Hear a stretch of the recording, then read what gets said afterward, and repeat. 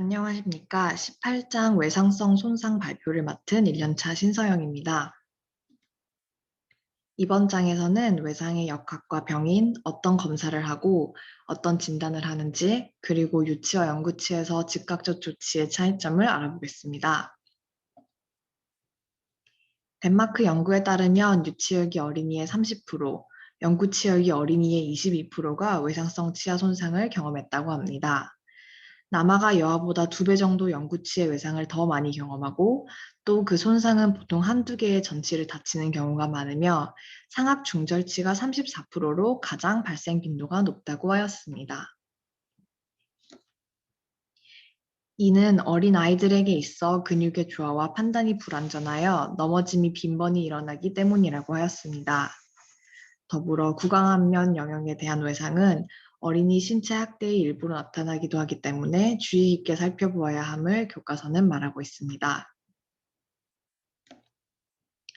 그렇다면 외상으로 내원한 환아에게 어떤 검사를 해야 할까요? 그 첫 번째 단계는 외상의 정도를 파악하는 것입니다. 병력을 위해 다음의 질문들을 물어보아야 하는데 언제 손상이 발생했는지, 이는 손상과 치료까지의 시간이 치료에 영향을 미치기 때문입니다. 또한 시간 요소가 지식된 치아의 예후에 가장 중요하기 때문입니다.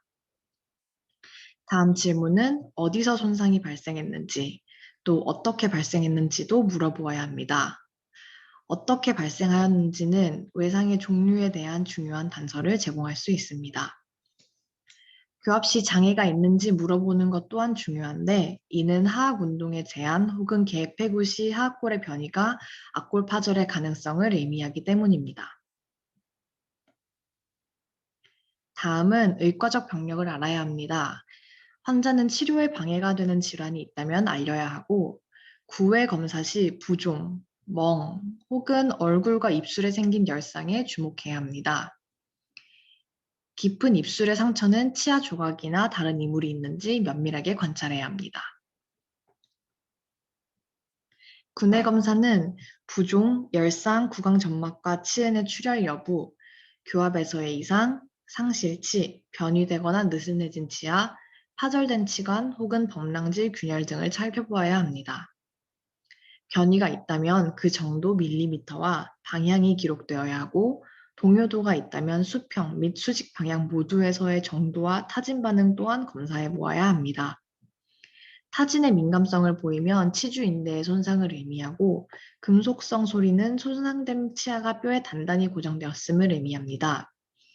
치아의 색조 변색은 손상 직후에 보일 수 있다는 사실도 알고 있어야 합니다.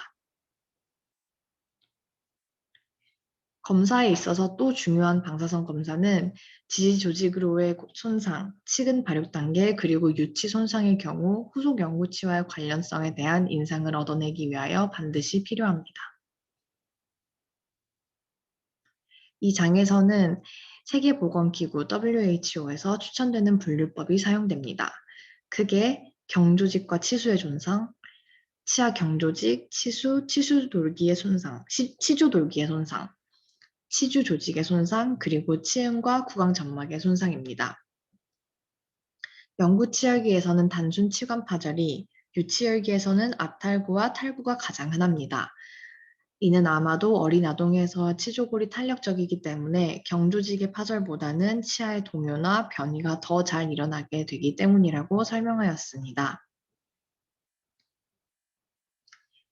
다음은 즉각적 조치에 대해 말씀드리겠습니다.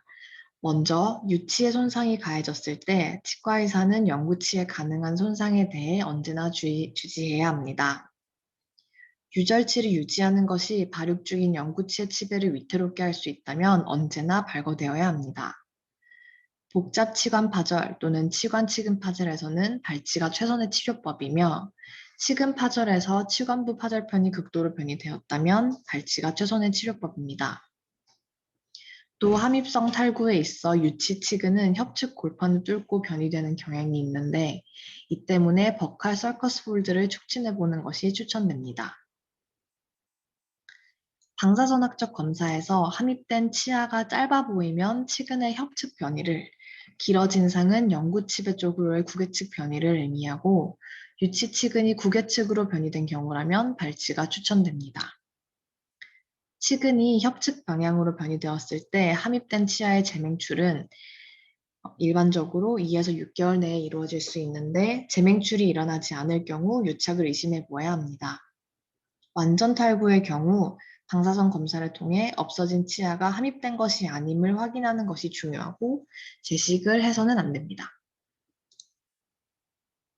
외상받은 영구치는 흔히 개방된 치근당공, 넓은 치근관, 그리고 치경부에 물은 상아질벽을 가집니다. 따라서 치경부에서 생리적인 상아질 침착을 포함하여 계속적인 치근 형성을 가능하게 해주는 치수 생활력의 유지가 중요합니다. 여러 상황들 중 함입성 탈구는 탈구 중 가장 심한 형태인데 6에서 12세 집단에서 가장 빈번하게 보여집니다. 완전 탈구는 제식이 최선의 치료법인데 덴마크 연구에 따르면 5분 이내에 제식된 치아가 가장 예후가 좋았다고 보고되었습니다. 또한 치근에 부착된 치주인대가 습윤하게 유지되는 것이 매우 중요하며 치근 흡수를 막기 위한 건조 시간은 15분에서 20분이 한계인 것으로 보인다고 말하였습니다. 어린이에서 아간면 손상의 원인은 다양합니다. 빠른 속도로 충돌의 위험성이 높은 접촉 스포츠는 특히 치아 및 기타 손상을 초래하는 경향이 있어 이 경우 마우스 가드는 손상의 빈도와 심각도를 감소시켜 줄 수 있습니다. 페이스 마스크는 아이스하키에서 사용되고 많은 나라에서 아이스하키 경기 시 사용이 의무화되고 있습니다.